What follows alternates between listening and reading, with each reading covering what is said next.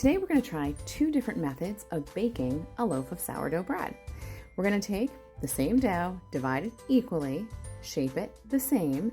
One is going to go into a banneton and it's going to go seam side up, and the other is going to go into a loaf pan with a liner, and it's going to be face up. So this is how it's going into the refrigerator to cold proof, and that's how it's going right into the oven too. So we're going to just test this out and see how it works out.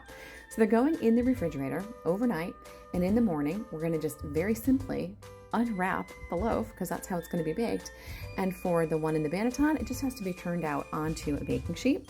We're going to go ahead and score each of these loaves identically, and you'll see that it's a little bit harder in the loaf pan. There's definitely a little bit more moisture with that. I'm going to put some kind of semblance of a wheat stalk. I really need to work on my scoring, you guys.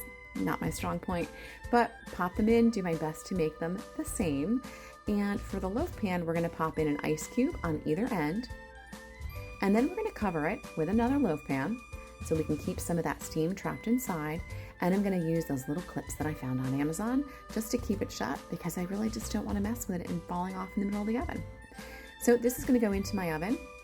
It's baked at 450 for 7 minutes to start, and I pulled both loaves out to do a 7-minute score so we can get a little bit more of a rise.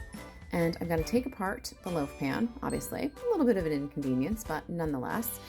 And you'll see it doesn't really look like it's cooked very much because there's a ton of moisture locked in with that other loaf pan on top. But alas, it's going back in, and we're going to take it out in another 13 minutes. So these two have baked for a total of 20 minutes, and that's how my loaf pan is looking.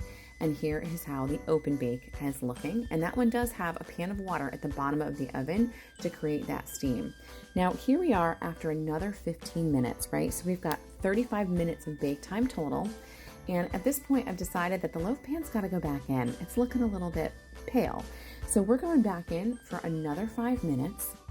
And when that comes out, you can see that we've got a nice brown tone and it's all done.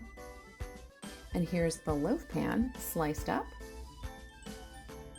And here is the open bake sliced as well. Which would you choose? And what's your preferred method?